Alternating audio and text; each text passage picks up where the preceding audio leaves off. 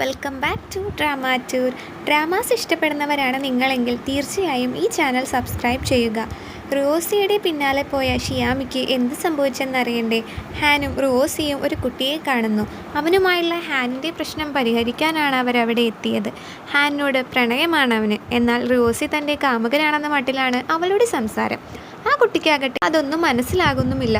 ഷിയാമി ഇടപെടുന്നു. ഒടുവിൽ ആ കുട്ടിയിൽ നിന്നും അവൾക്കൊരു ക്യാൻഡി ലഭിക്കുന്നു. അവളൊരു നാടകം തന്നെ അവിടെ കാഴ്ചവെക്കുന്നു. എന്നാൽ ഇത് കണ്ടുവന്ന ഫാനിയോൻ തെറ്റിദ്ധരിക്കുന്നു. ഷിയാമി അത് മാറ്റാൻ ശ്രമിക്കുന്നതിനിടയിൽ ടീച്ചർ വരുന്നതോടെ എല്ലാവരും അവിടെ നിന്ന് ഓടുന്നു. തിരിച്ച് റൂമിലെത്തിയ ഷിയാമിക്ക് വിവരമന്വേഷിച്ച് റോസി ഫോണിൽ മെസ്സേജ് അയക്കുന്നുണ്ടെങ്കിലും ഇടയ്ക്ക് വാർഡൻ വന്ന് പ്രശ്നമുണ്ടാക്കി ഫോൺ വാങ്ങിക്കൊണ്ടു പോകുന്നു. അവൻ കാരണമാണല്ലോ ഫോൺ നഷ്ടപ്പെട്ടതെന്നോർത്ത് ഷിയാമിക്ക് അവനോട് ദേഷ്യം തോന്നുന്നു. റിപ്ലൈ കിട്ടാത്തതിനാൽ റോസി റിയോത്തറിനെ മെസ്സേജ് അയച്ച് കാര്യങ്ങൾ ചോദിച്ചറിയുന്നു. പിറ്റേന്ന് ക്ലാസ്സിൽ ഒരു ചാലഞ്ച് ലെറ്റർ എഴുതിത്തരാൻ ആവശ്യപ്പെട്ട് ഷിയാമിയുടെ കൂട്ടുകാരി വരുന്നു. ബോർഡിംഗ് പാർട്ടി നിങ്ങൾ ഓർക്കുന്നില്ലേ? ക്ലാസ്സിലുള്ള മറ്റു കുട്ടികൾക്കെതിരെ ഒരു ചാലഞ്ച്. അതിനെ ഷിയാമി എതിർക്കുന്നുണ്ടെങ്കിലും ഒടുവിൽ സമ്മതിക്കേണ്ടി വരുന്നു. അവൾ എഴുതി കൊടുക്കുന്നു. നല്ല അടിപൊളിയായി തന്നെ. അവൾക്കുള്ളിലെ എഴുത്തുകാരി ഉണർന്നിരിക്കുന്നു. സുഹൃത്തുക്കളെ, അവളുടെ കൂട്ടുകാരി ജുൻയിക്ക് ചാലഞ്ച് ലെറ്റർ കൈമാറുന്നു. അവനോടൊപ്പം ഉണ്ടായിരുന്ന റോസി അതിലെ കൈയക്ഷരം ആരുടേതെന്ന് മനസ്സിലാക്കുന്നു. ശേഷം വെല്ലുവിളി ഏറ്റെടുക്കുന്നു. ശേഷം ക്ലാസ്സിൽ സർ എക്സാം പേപ്പർ റിസൾട്ട്സിനെ കുറിച്ച് പറയുന്നു. മാർക്ക് കുറവായതിന് ഷിയാമിയെ ശകാരിക്കുന്നുമുണ്ട്. റോസി ആണെങ്കിൽ പഠിപ്പിസ്റ്റാണേ, ഫുൾ മാർക്ക് കിട്ടിയവന്. അതിൽ ഷിയാമിക്ക് അത്ഭുതമുണ്ട് അവൻ്റെ കഴിവുകൾ ഓർത്ത്. ഒറ്റയ്ക്കിരുന്ന ഷിയാമിയുടെ അടുത്തേക്ക് റോസി വരുന്നു. വീണ്ടും ഒരു അടി പ്രതീക്ഷിക്കാം അല്ലേ? ശേഷം അവൾ അവനൊരു ലക്കി ചാം കൊടുത്തെങ്കിലും അവൾ അതിൽ വിശ്വസിക്കാത്തത് കൊണ്ട് അവൻ അതിനെക്കുറിച്ച് അവൾക്ക് പറഞ്ഞു കൊടുക്കുന്നു. അവർ നടന്നു തുടങ്ങിയപ്പോൾ ക്ലാസ്സിലെ കുട്ടികൾ ഓടി വന്ന് ഗ്രൗണ്ടിൽ നടക്കുന്ന ഹ്യൂമൻ കാറ്റർപില്ലർ ചാലഞ്ചിനെ കുറിച്ച് അവരോട് പറഞ്ഞു. ഓർമ്മയില്ലേ? ചാലഞ്ച് ലെറ്ററിൻ്റെ അനന്തരഫലമാണ് ഈ ഗെയിം. ഇരു ടീമുകളും മത്സരിച്ചെങ്കിലും ബോർഡിംഗ് പാർട്ടിയിലെ ആളുകൾ ഇടയ്ക്ക് വെച്ച് വീണതെല്ലാം കൊണ്ട് തോറ്റുപോയി. അംഗസംഖ്യ കുറവായതുകൊണ്ടാണ് തങ്ങൾ തോറ്റതെന്ന് ബോർഡിംഗ് പാർട്ടി. ഇനിയൊരു റൗണ്ട് ഇല്ലെന്ന് എതിർ ടീം. ഒടുവിൽ മറ്റൊരു റൗണ്ട് കൂടി. ഇതിൽ ഷിയാമിയുമുണ്ട്.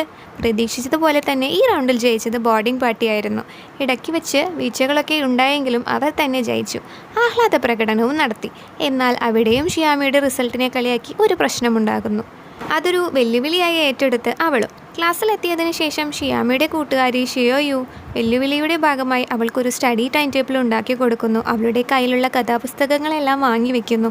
ഷിയാമി തൻ്റെ പഴയ കാലം ഓർക്കുന്നു. മാർക്ക് കുറഞ്ഞതിന് പഴയ സ്കൂളിലെ കൂട്ടുകാർ കളിയാക്കിയതും അവൾ ഓർത്തുപോയി. അതോടെ പഠിച്ച് മാർക്ക് വാങ്ങണമെന്നത് അവൾക്കൊരു വാശിയായി മാറി. അതിലൊരു ബുക്ക് റോസിയുടെ കണ്ണിൽ പെടുന്നു. കയ്യിൽ നിന്നും അതേ ബുക്ക് അവൻ വാങ്ങി. ഷിയാമിയുടെ പഠിത്തം കണ്ട് ഫാൻ യുവാൻ അത്ഭുതപ്പെടുന്നു. ഷിയാമിയുടെ പഠിത്തം കണ്ട് ഫാൻ യുവാൻ ക്രൂയിസിൽ നടന്നതോർക്കുന്നു. പുറത്തുപോയ ഷിയാമിയുടെ പിന്നാലെ ബുക്ക് കൊണ്ട് റോസിയും. ബുക്ക് കണ്ടപ്പോൾ അവൾക്ക് സന്തോഷമായെങ്കിലും സിയോനെ അത് കണ്ടുപിടിക്കുമെന്നായപ്പോൾ ബുക്ക് തിരികെ നൽകി ഓടുന്നു. ശേഷം പണ്ടിവർ എഴുതി കൊടുത്ത സിനിമാ പേരുകളിൽ ഏറ്റവും കൂടുതൽ വോട്ട് കിട്ടിയ സിനിമ ക്ലാസ്സിൽ പ്രദർശിപ്പിക്കുന്നു. റോസിക്കും സിയാമിയയ്ക്കും പ്രിയം ഒരേ സിനിമ തന്നെ. എന്നാൽ കുറേയേറെ തവണ കണ്ടതുകൊണ്ട് തന്നെ അവൾ അത് ശ്രദ്ധിക്കാതെ പഠിത്തം തുടരുന്നു. ഷിയാമിക്കും റോസിക്കും പല കാര്യങ്ങളും കോമൺ ആയിട്ടുണ്ട്. നിങ്ങളത് ശ്രദ്ധിച്ചോ? എന്നാൽ ഇരുവർക്കും മറ്റേയാളുടെ ഇഷ്ടപ്പെട്ട സിനിമ ഏതെന്ന് അറിയില്ല താനും.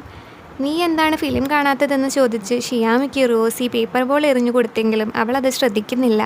ശേഷം റിയോത്തറിനൊപ്പം പഠിക്കാനുള്ള നോട്ട് പാഡ് എടുത്ത് ഷിയാമി പുറത്ത് നടക്കാൻ ഇറങ്ങുന്നു. പഠിത്തത്തിൽ ഇങ്ങനെ ആവരുത്, എത്ര തവണ നീ ഇന്ന് കൊട്ടുവായിട്ടെന്ന് അറിയാമോ എന്ന് അവൾ ഷിയാമിയോട് ചോദിക്കുന്നു. ഇതിനിടയ്ക്ക് ലിറ്റിൽ ഷ്രിംപ് എന്ന് വിളിച്ച് പഴയ സ്കൂളിലുണ്ടായിരുന്ന ഒരു കുട്ടി ഷിയാമിയെ കളിയാക്കുന്നു. അവൾക്കുള്ള മറുപടി ഷിയാമി കൊടുത്തെങ്കിലും അതിലും നിർത്താതെ ആ കുട്ടി അവളെ കളിയാക്കിക്കൊണ്ടിരുന്നു. ശേഷം റിയോത്തർ നല്ല മറുപടി പറഞ്ഞപ്പോൾ അവൾ ഓടിപ്പോയി. ക്ലാസ്സിലെത്തിയപ്പോഴേക്കും എല്ലാവരും ആ പേര് പറഞ്ഞവളെ കളിയാക്കാൻ തുടങ്ങി. ഷിയാമിയുടെ കൂട്ടുകാരികൾക്കു നല്ല പോലെ ദേഷ്യം വന്നു. ജുനിയ ആയിരുന്നു ആ പേര് വിളിക്കാൻ മുൻപന്തിയിൽ. അവൻ ഷിയോയിനെയും കളിയാക്കുന്നുണ്ട്. ലിറ്റിൽ ഷ്രിംപിനെ വരച്ച് ജുനിയ ഷിയാമിക്ക് ഒരു പേപ്പർ കൊടുക്കുന്നു.